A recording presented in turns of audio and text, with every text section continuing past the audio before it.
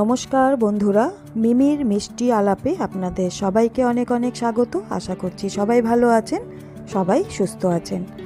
আজকের আমার প্রথম ব্লগ ভিডিও আমি আপলোড করছি। যেই ভিডিওটি সেটি শুরুটা ছিল শ্বশুরবাড়ির ছাদ বাগান থেকে। শ্বশুরবাড়ির ছাদে লাউ গাছ করেছিলেন আমার শাশুড়ি মা।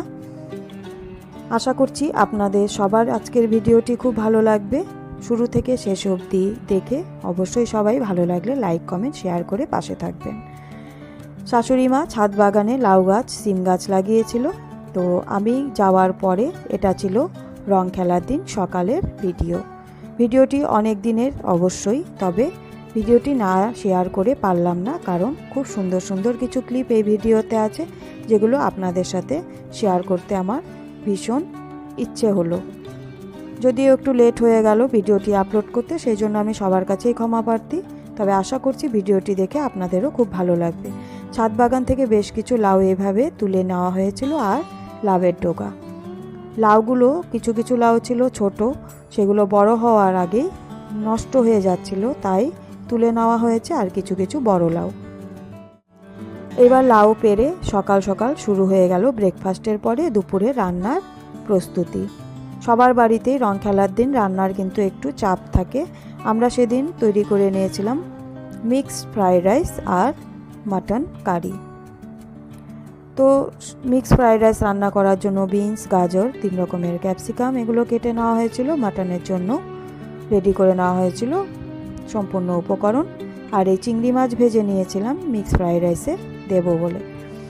ফ্রাইড রাইসটা তৈরি করার জন্য শাশুড়ি মা আমাকে হেল্প করেছিলেন, কারণ রং টং খেলে রান্না করতে করতে আমাদের একটু লেট হয়ে গেছিল।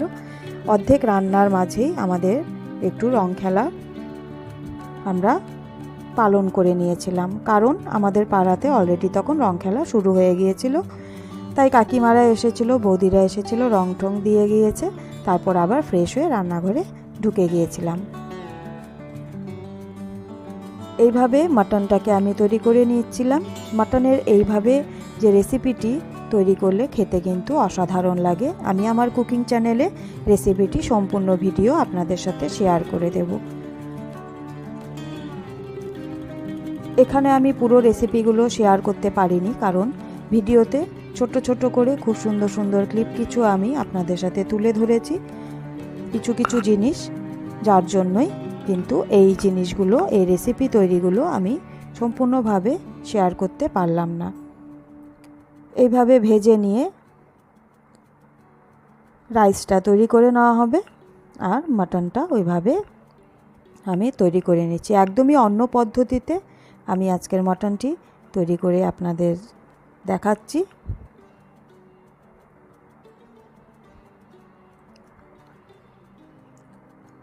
যারাই আমার চ্যানেলে প্রথম আজকে ভিজিট করছেন তাদের সকলকে অনেক অনেক ভালোবাসা, অনেক অনেক ধন্যবাদ।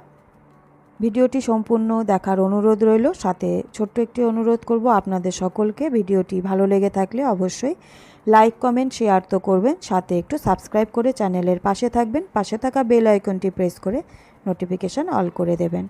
তাহলে যখনই যেরকম ভিডিও আমি শেয়ার করব আপনারা খুব তাড়াতাড়ি দেখে নিতে পারবেন। মাটনটা আমি প্রথমে কিন্তু পেঁয়াজ, হলুদ আর নুন দিয়ে ম্যারিনেট করে রেখেছিলাম, পেঁয়াজ কুচি করে। সেটাকে আমি এইভাবে কিন্তু খুব ভালো করে কষিয়ে নিচ্ছি। মাটনের থেকে যে জলের পরিমাণটা বেরোয় সেটা দিয়ে কিন্তু খুব ভালো করে কষানো হয়ে যাবে, জলটাও টেনে যাবে মাটনটা। এইবার ফ্রাইড রাইসটা করার জন্য এরকম বড় সাইজের একটি হাঁড়ি বসিয়ে নিয়ে সেখানে কিন্তু আমার শাশুড়ি মা ফ্রাইড রাইসটা করে নিলেন। এইভাবে মাটনটা এইভাবে দেখুন কষে গেছে, অনেকটাই জল টেনে গেছে। এবার আমি যে ভিজিয়ে রেখেছিলাম জলের মধ্যে গুঁড়ো মশলা, সেটাকে অ্যাড করে দিয়ে খুব ভালো করে কষিয়ে নিয়ে যেটুকু ঝোল রাখবো সেটুকু পরিমাণে জল এর মধ্যে অ্যাড করে খুব ভালো করে ফুটিয়ে নিয়ে নামিয়ে নেব। এবার আমি দেখুন দিয়ে দিলাম গুঁড়ো মশলাগুলো, দিয়ে এবার আমি কষিয়ে নেব। এদিকে রাইসটা হয়ে যাচ্ছে। মাটন আর রাইস এভাবে তৈরি হয়ে গেছে। এবার আমরা এর গ্যাসগুলোকে বন্ধ করে রেখে দেব। খাবার সময় আপনাদের সাথে এভাবে একটু শেয়ার করে দিচ্ছি কেমন হয়েছিল। দেখুন কতটা ঝরঝরা হয়েছিল রাইসটা। মাটনটাও কিন্তু খুব লোভনীয় হয়েছিল। মাটনের এই রেসিপিটা অবশ্যই আপনাদের সাথে আমি শেয়ার করব। তবে আমার সার্ভ করার ভিডিওটি করে ওঠা হয়নি, কারণ আমাদের একটু তাড়া ছিল। দুপুরে খেয়ে দিয়ে আমরা কিন্তু আবার বেরিয়েছিলাম কাকা শ্বশুরদের বাড়িতে যাবার জন্য। তো তাড়াহুড়োতে আর সেটা ভিডিও করা হয়ে ওঠেনি, তাই রান্নার ভিডিওগুলোই আপনাদের সাথে শেয়ার করলাম।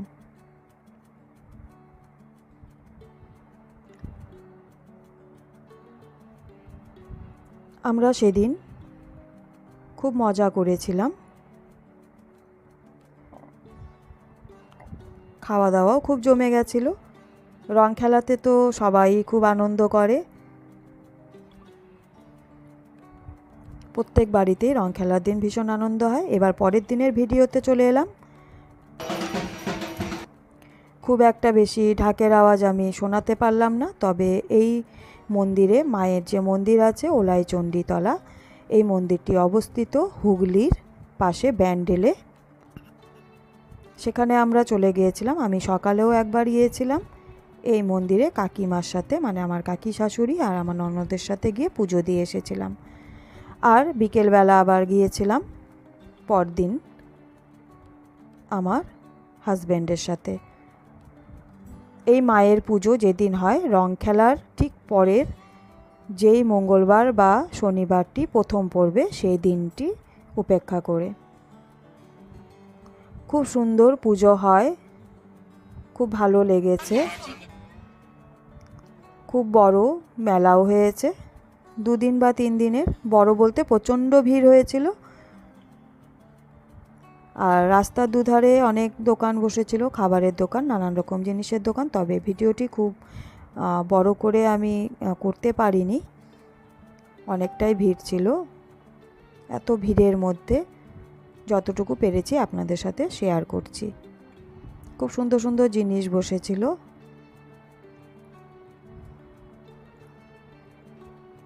এত ভিড়ের মধ্যে ভিডিও করাটা সম্ভব হয়ে ওঠে না।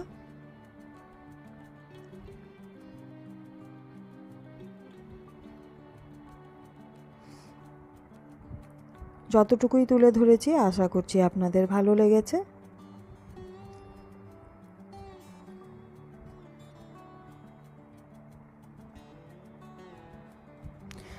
আজকে যারাই আমার চ্যানেলে প্রথম ভিজিট করছেন সবাইকে অনেক অনেক ধন্যবাদ, অনেক অনেক ভালোবাসা।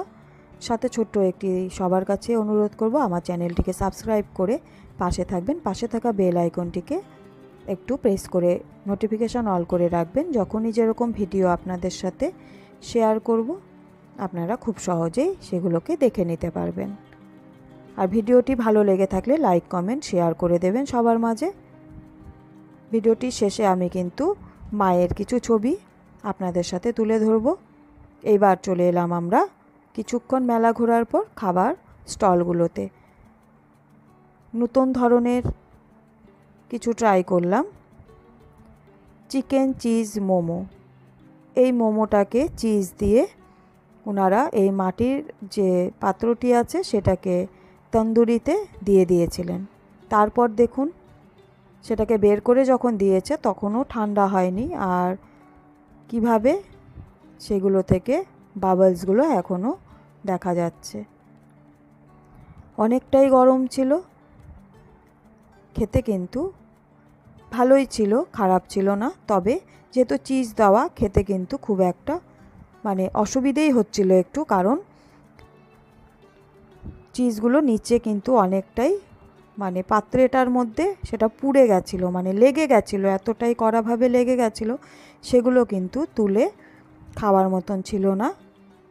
তবে অসাধারণ ছিল, যেটুকুই খাওয়া গেছে ভালোই লেগেছে।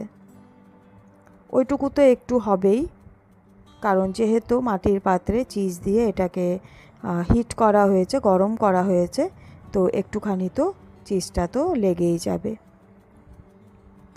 তো এবার খাওয়া দাওয়া সেরেই কিন্তু আমরা বাড়িতে ফিরে এসেছিলাম। আমি একটা মায়ের ছবি তুলে নিয়ে এসেছি, সেটা আমি কোনো সময় ভিডিওতে আপনাদের ছবিটা দেখাবো।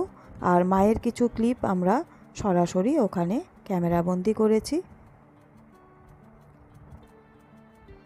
আমরা মায়ের ছবিটা ওখান থেকে ভিডিও করতে পারছিলাম না বলে ওখানকারই একজন আমাদের মানে মন্দিরে একজন সদস্য আমাদের ভিডিওটা করে দিয়েছিল। এত ভিড়ের মধ্যে দাঁড়ানো যাচ্ছিল না, উনি বলল দিন আমি আপনাকে ভিডিওটা করে দিচ্ছি। তো ওনাকেও অনেক অনেক ধন্যবাদ। উনি যদি এইটুকু ফটো বা ভিডিও করে না দিতেন তাহলে হয়তো এতটা দূরের থেকে করা সম্ভব হয়ে উঠতো না। আর কিছুটা আমার হাজব্যান্ড করেছিলেন। একদম সামনের থেকে ফটোটা তোলা আমাদের খুবই অসুবিধা হচ্ছিল, সেই জন্যই উনি ওখান থেকে সেগুলোকে আমাদেরকে তুলে দিয়েছিলেন। আপনাদের সাথে এতক্ষণ অবধি মোমোটাকে দেখাচ্ছি, কারণটা হলো দেখুন কখন থেকে মোমোটা, আরও তো বেশি সময় আমরা এভাবে ধরেছিলাম, সেটা কিছুতেই ঠান্ডা হচ্ছিল না, মুখে দিতে পারছিলাম না একদমই। তাও কিছুটা সময় আপনাদের সাথে শেয়ার করলাম যে দেখুন এখনও অবধি সেখানে টকবক করে চিজগুলো কিন্তু করছে।